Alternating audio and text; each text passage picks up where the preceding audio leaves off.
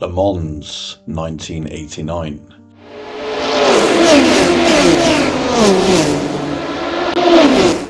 The very last time the Mulsanne Straight stretched unbroken for 6 kilometres. Before safety tamed the beast, three giants fought for glory at 240 miles per hour.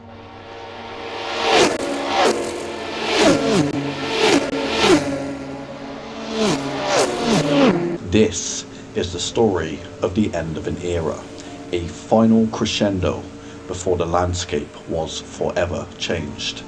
The last great flat-out duel at Le Mans.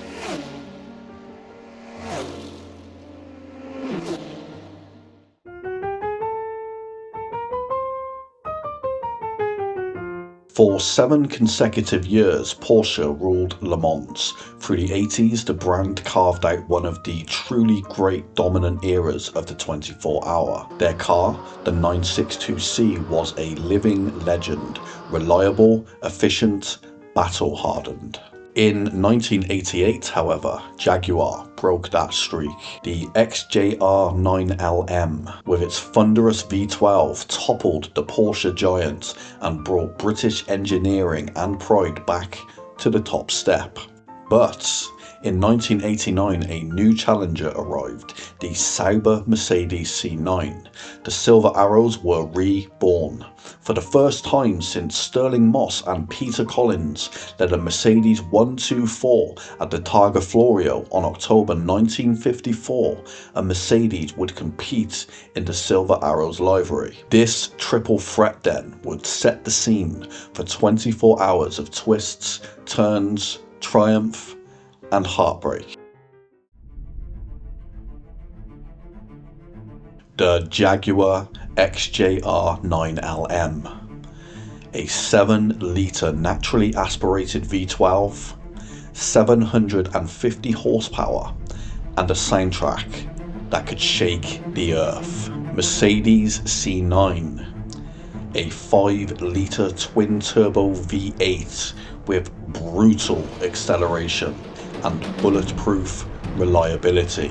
Porsche's 962C, smaller, lighter, and proven, but maybe now outgunned.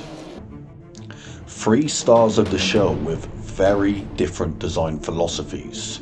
One grueling 24 hours awaited.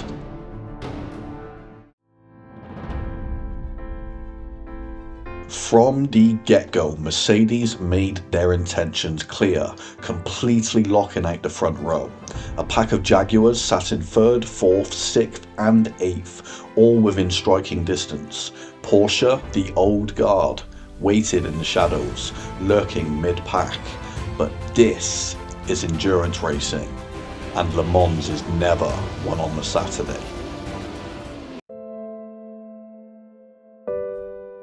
When the flag dropped, Davy Jones in the number 2 Jaguar stunned the paddock, storming into the lead like a man possessed. It was a perfect opportunistic start for the defending champions. For 3 glorious hours, that lead was held as the British V12 sang down the Mulsanne.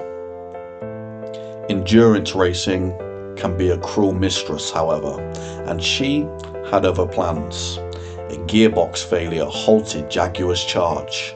The Porsche inherited the lead and used every bit of their hard-earned experience to run flawlessly into the night.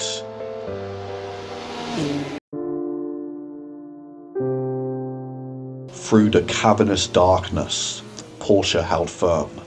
The laps passed by as the 962C charged into the gloom, maintaining their lead.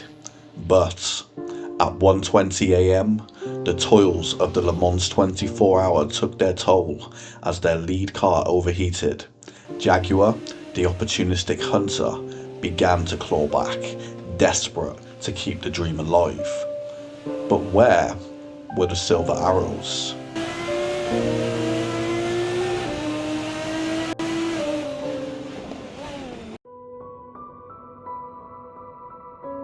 As dawn broke, like a phoenix from the ashes of motorsport history, Mercedes surged. Through the early hours and into the night, they played the long game, a steady, relentless pace, waiting for rivals to falter as the laps passed down. And falter they did.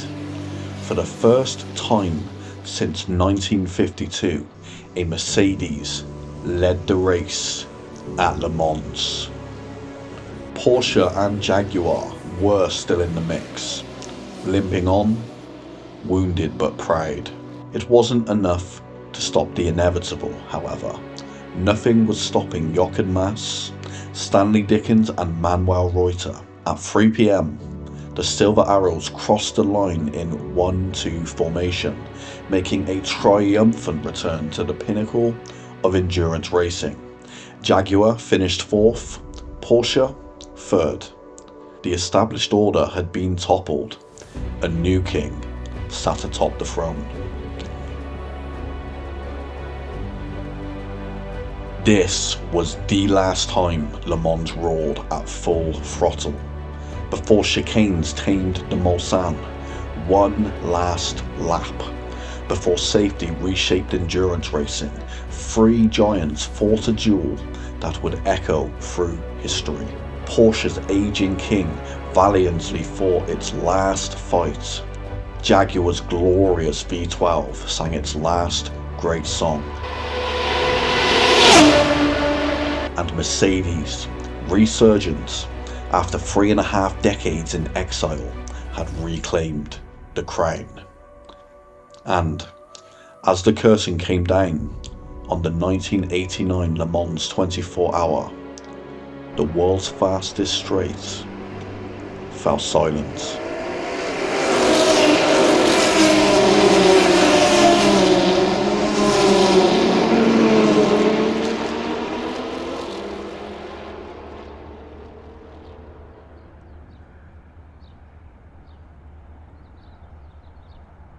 Thank you so much for stopping by and checking out the Forgotten Lap. I really do love learning about these stories and making them for you, so it kind of warms my heart to see you guys are watching them, so thank you a lot. If you have any story suggestions or something you'd like to see covered next, please do sound off in the comments.